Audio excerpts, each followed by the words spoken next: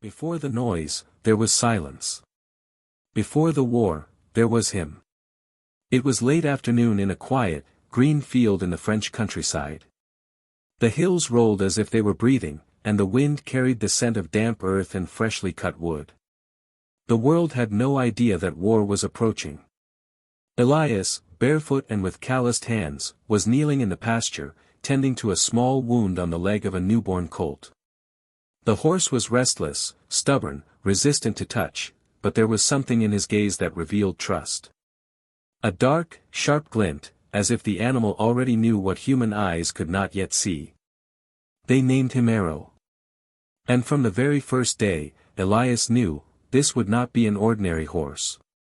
It wasn't just his size or speed, it was his presence. The way he walked the land, sniffed the wind, resisted, but never ran.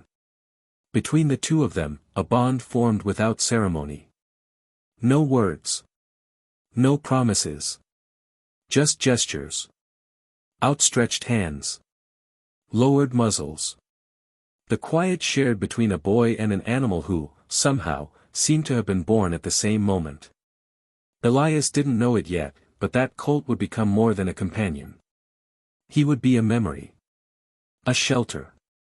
And when the world collapsed, like thunder without a storm, he would be what remained when everything else was lost.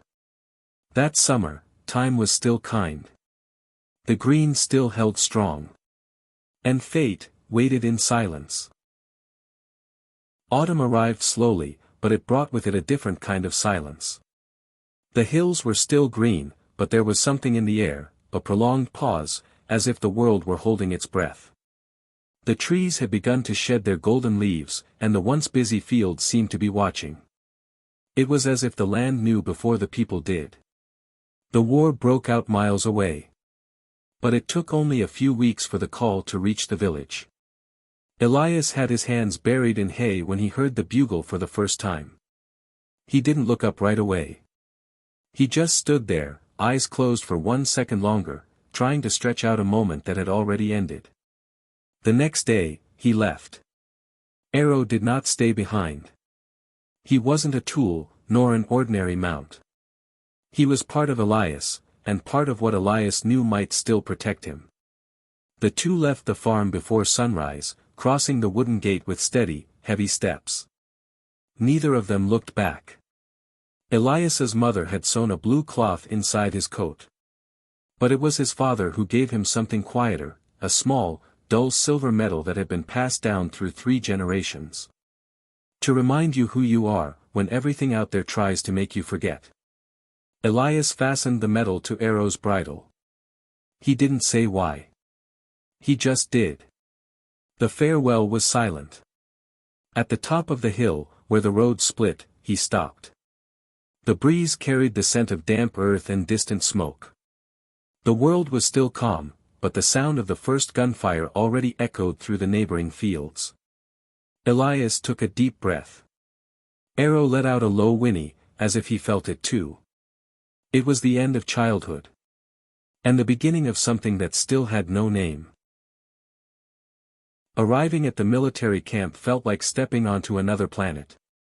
Dust, smoke, sharp shouts, hurried footsteps. The smell of metal mixed with human sweat. Nothing there resembled the green fields of childhood. It was the sound of the war machine in motion, and no one asked if you were ready. Arrow could feel it. From the very first day, he refused to take orders from anyone but Elias. They tried to tame him. They dug in their heels. They shouted in his ears. But the horse remained still, proud, eyes fixed on the horizon, or on Elias, as if waiting for instruction from the only one he trusted. That earned suspicion. But it took just one mission for everyone to understand. That morning, they advanced through a muddy plain. Enemy artillery fired without rhythm, and the sky hung heavy, painted in gray. Elias rode Arrow, who galloped with surgical precision between shell craters and fallen bodies. At one point, a grenade landed just meters away. The sound was deafening. The men threw themselves to the ground. Arrow didn't. He turned sharply, reared up, and carried Elias away from the blast zone, shielding him with his own body at the exact moment of detonation. That's when they saw it. He wasn't just any horse. He was a companion. A living instinct guided by something far beyond training. Other soldiers began to notice. They ran a hand over Arrow with respect. But he remained distant. He only lowered his muzzle when Elias came near. At night, in the camp, they slept side by side. Elias wrapped his coat around his head, and the silver medal, still fastened to Arrow's bridle, swayed gently in the wind. It made a soft sound, almost like a bell. A reminder. Of home. Of a time before the smoke. Elias didn't talk much. But when fear pressed in, he ran his fingers over the metal and rested his forehead against Arrow's mane. There, in silence, they cared for each other. In the mud, in the pain, in the cold, that bond was the only piece of truth Elias still recognized. But the war was only just beginning. Night fell like an ambush. There was no moon. The sky, swallowed by dark clouds, seemed to press down on the tents like a warning. A light rain turned the mud into a distorted mirror. In the distance, the sounds of the front came like irregular thunder, sometimes far off, sometimes far too close. Elias couldn't sleep. Arrow was restless. He snorted softly, pawed the ground with his front hoof, as if sensing something coming. Elias got up, ran his hand along the horse's neck, and removed the silver medal from around his own neck, still hanging by a thin leather cord. Without saying a word, he tucked it back beneath the bridle, hidden next to the cloth used to cover Arrow's eyes during the hardest crossings. As if he wanted the horse to carry, on his body, the purest piece of home. The first blast came minutes later. A red flash tore through the sky. Then the sound. A dry explosion that shook the ground. Then another. And another. Enemy artillery had moved in unnoticed. They were under attack. Shouts erupted from every direction. Rushed orders. Men running in every direction. And in the middle of the chaos, Arrow reared up. Elias tried to hold him by the reins, but panic overpowered every command. Explosions painted the field in orange and black. Bodies flew. Tents caught fire. The smoke made it impossible to see more than a few feet ahead. Arrow broke free with a violent pull, and ran. He disappeared into the flames, galloping in panic across the muddy plain.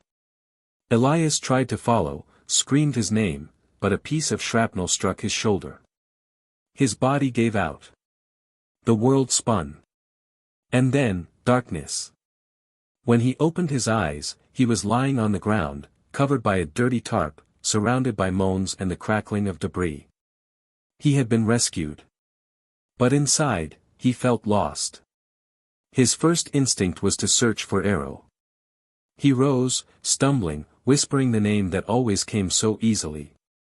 But the clearing where he'd last seen him was now only smoke, blood, and mud. The broken bridle was found hanging from a scorched fence. Of the medal, no trace. Elias fell to his knees. He didn't cry. Not in that moment. But what broke inside him, made no sound. It was a silence no one heard, but one that never stopped echoing. He believed his best friend had died. And with him, the last fragment of peace he had left. If you're enjoying the story so far, please share this video, subscribe to the channel, and turn on notifications so we can be inspired to create more exciting stories like this one. After the explosion, the world turned to shadow. Arrow ran without direction, guided only by instinct. His hooves pounded the mud like muted hammers. Smoke blinded his vision. The air burned like invisible fire. Hours later, or maybe days, he was captured by soldiers from another unit. A new bridle. A tight saddle. New hands pulling hard, shouting without understanding. There was no kindness there. Only urgency. Only use. He was dragged into a battlefield where life was worth less than speed. He pulled heavy loads. Was forced through mine trails. Beaten when he refused to move forward. But he kept going. Not out of submission, but out of resistance. In his eyes, there was more than fear. There was searching. Arrow looked around, in every camp, every valley, as if he knew someone was still out there. He was transferred to 3 different units. In one of them, he escaped. Injured, starving, he vanished for 2 days into the soaked forest. He was found by a group of civilians caring for wounded animals behind the front lines. Among them, an old man. He was a former cavalryman. He didn't say much. But when he looked into Arrow's eyes, he knew. There was something there. This wasn't just a war horse. This was an animal who had belonged to someone, and that someone still lived inside him. The old man cleaned the wounds, scraped off the dried mud, and as he brushed the thick coat, he noticed a strange bulge beneath the patched-up saddle blanket. He opened it carefully. There, wrapped in stained fabric, was a small silver medal. No name. No shine. But with a warmth that seemed to defy time. The old man closed his eyes. And for the first time, Arrow let out a long breath, as if, just for a moment, he could rest. The medal had remained. So had the bond. And while the world continued in ruins, something unseen kept Arrow standing. It wasn't the saddle. It wasn't fear. It was memory. And hope, that someone, somewhere, was still searching for him too. Elias's days after the separation were days without light. He remained in the field hospital for weeks. The wound on his shoulder healed with time, but what remained inside stayed open. The pain of loss had no shape and no remedy. It was a living absence, a hole that walked beside him. He returned to the battlefield, but he was no longer the same. His eyes were sunken. His hands trembled on the colder nights. And his soul seemed buried somewhere within Arrow's mane. He spoke to no one about the horse. He held the name like mourning. In the months that followed, Elias's face aged faster than it should have. The war went on, and he went on with it, but it was as if his body were present, while his heart remained far behind. In another field. In another time. Then came that day. A newly seized field. A strange silence. No celebration, no grief. Only exhaustion. Elias walked between broken wagons and rows of horses brought in from enemy lines. They were being catalogued, treated, redistributed. Nothing caught his attention, until he felt it. It was like a thread tugging at his chest. A sudden shiver. A weight in the air. He stopped. Turned slowly. And among dozens of horses tied with ropes, there he was. Arrow. But Elias didn't know right away. The horse was thin. Scars covered his neck and back. His eyes, darker than Elias remembered. His presence, dimmed. But Arrow saw him. And didn't hesitate. He stepped forward. Then again. Eyes locked. Nostrils flaring with every held breath. And then, as if he'd waited for that exact second, he let out a soft sound, a familiar breath. Almost a wild whisper. Elias froze. His heart raced without reason. The world went quiet. Arrow stepped closer. And then, he lowered his head, revealing, tied beneath a worn leather strap, the medal. Dirty. Scratched. But there. Elias dropped to his knees.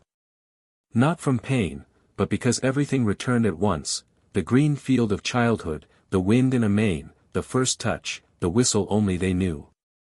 With effort, he reached out. Made the sound he always made.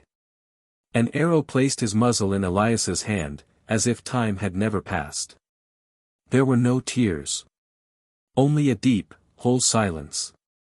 The bond returned, as if it had never left. The war ended without fanfare. No fireworks. No flags. Just a strange silence, as if the world, tired of so much noise, had simply decided to stop. A sudden ceasefire. Like the slam of a heavy door no one wanted to open again. Elias walked beside Arrow along the dirt road. The same road he once traveled with young steps, his chest full of future. But now, there was weight. In his back. In his eyes. In his steps. The landscape felt smaller. The fallen tree by the roadside was still there, but drier now. The fences were covered in moss. The hills, less green. And at the top of the road, the farm. It wasn't the same. Part of the barn had collapsed. The roof of the main house had holes. The windows, empty. But it was still standing. Elias stopped. So did Arrow. The wind whistled through the dry branches, as if it recognized who had returned. The wooden gate creaked, tired, but it opened. Slowly. They walked in. No celebration. No voices. No tears. Just two survivors crossing into a place that once was home, and even in ruins, still welcomed them. Elias ran his hand through Arrow's mane, more slowly now. They were both older. More scarred. But still together. Not everyone returns from war. But some return with what matters most. And that was more than enough. The days returned to a different rhythm. There were no more shouts, no more orders. Only the sound of wind through the trees, the creak of the gate, the distant rhythm of hooves on dry ground. Arrow grazed beside the barn, with slow, dignified movements. Elias sat beneath the same fig tree that had stood since his childhood, now more crooked, but still strong. They didn't speak. But they knew. They had returned. But they were not the same. That afternoon, the sky was clear. The sun sank slowly behind the hills, painting everything in aged gold. Elias walked toward Arrow. In his hand, closed tight, was the metal. He looked into the horse's eyes one last time. No words. No sorrow. And with a calm gesture, he fastened the metal back onto the bridle. But now, not as protection. As a gift. A symbol. Not of war, but of what survives it. He let his fingers rest on the metal for a moment, then drew them back. Arrow lifted his head. He didn't move. He just looked. It was enough. Elias smiled, for the first time in a long while. Some bonds don't break. They simply wait, for the right moment to return. And on that quiet farm, beneath a peaceful sky, two souls who had endured the worst, remained. Not as a memory. But as an answer. If you liked this story, share this video, subscribe to the channel and turn on notifications to always hear more stories like this.